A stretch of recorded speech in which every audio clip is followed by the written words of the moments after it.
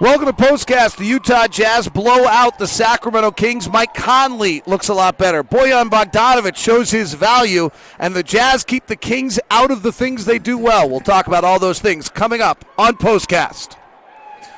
POSTCAST is brought to you by The Store, the brand new store right across the street from the Children's Center down here and down from the Vivint Smart Home right at the Gateway, as well as 600 South, 20th East, and the mini store at 900 South and 100 West. All right, David Locke along with Ron Boone, thank you very much for taking the time to join us on all of our formats, and we welcome your comments and questions tonight. We come to you live on Periscope at Locked On Sports. We also come to you live on Locked On Live on Facebook, YouTube, and Twitch. So make sure you subscribe and follow us. Ron, a lot of things to talk about. We'll hit some individuals, but big picture, what impressed you the most? The fact that the Jazz came out ready to play. Secondly, from getting late in the 3 o'clock in the morning, that kind of thing, and a miserable night last night. So you had to be impressed with them coming out and being ready to go right at the tip. One thing I want to talk about, Ron, is that one of the things I find hardest about broadcasting is talking about things that don't happen.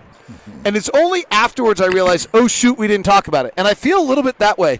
There were two things that we focused on in regards to the Jazz tonight. One was trying to keep the Kings out of transition. We stayed on that. They did a wonderful job. We'll dig in.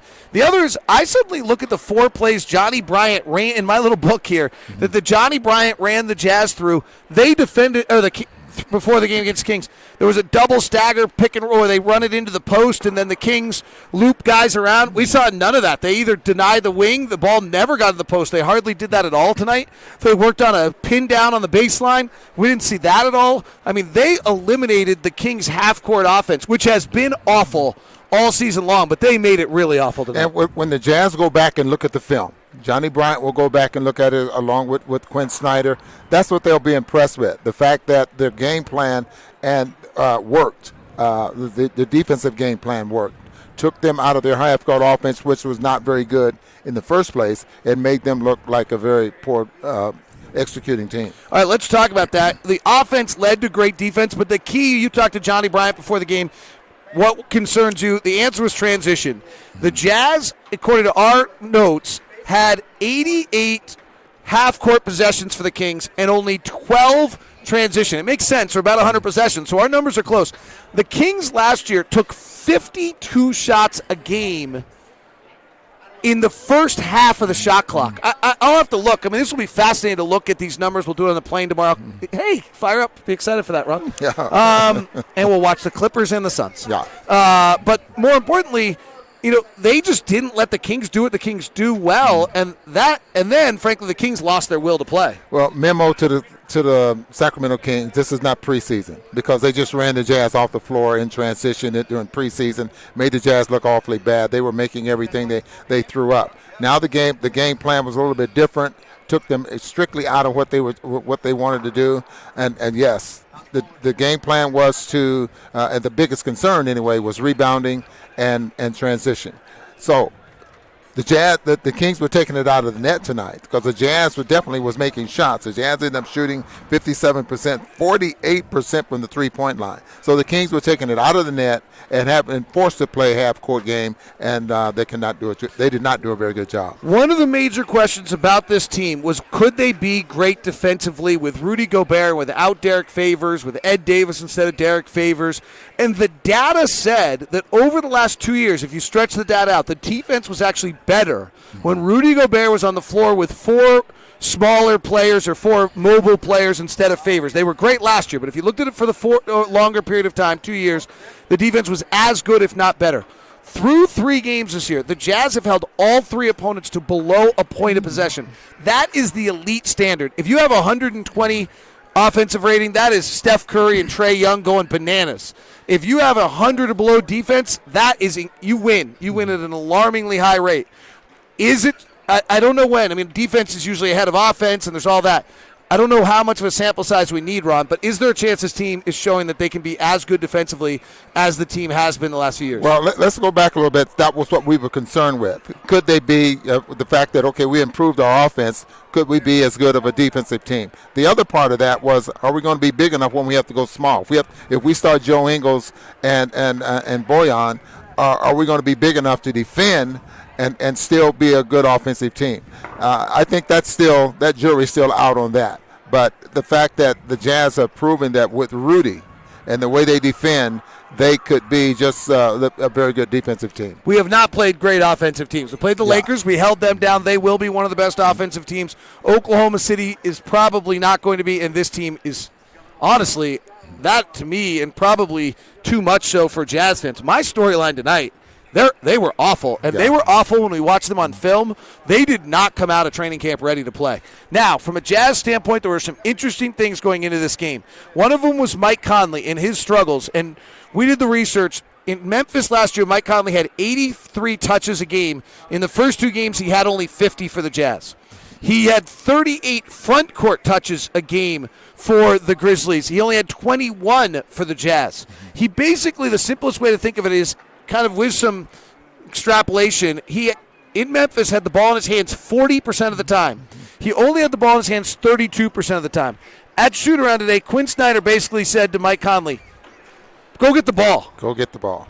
Go get the ball, and we'll rely on you to make things work out there on the floor. You're a point guard. Let's push the ball up the floor, and you make some things happen, which is the way he's been accustomed to playing. And how did it impact Mike Conley tonight? I think it gets him more in flow, in tune with what's going on out there on the floor, instead of, he's not used to being the off guard. I mean, he's the point guard, and he's used to handling the basketball and making things happen out there on the floor, and picking and choosing when or the correct time for him to be offensive minded or shoot the basketball. This is going to work, and as long as they continue to put the ball in his hands, I think it'll make him a better player. We are on POSTCAST. David Locke along with Ron Boone, live on Twitch, Facebook, YouTube, all at Locked On Live, on Periscope, on Locked On Sports. Thanks very much for tuning in. You're welcome to ask the questions. How many games can the Jazz go while keeping opponents under 100? Well, we play the Phoenix Suns, and then we play the LA Clippers. So maybe one more? No, the Clippers and the Suns were in a battle tonight. Ricky Rubio did not play tonight for the Suns. How much does, if Mike handles the ball that much, how much does that impact Donovan?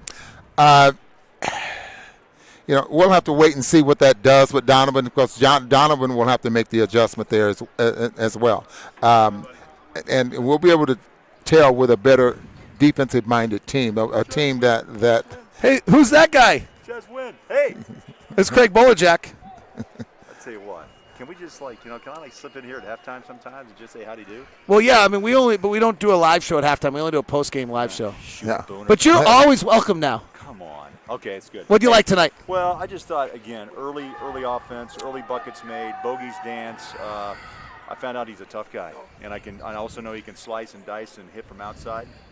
And Moutier still has a little bit of, he's got some turnover issues, but still seems to attack the basket. I think Mike Conley's still a work in progress, but little by little, right? Baby steps.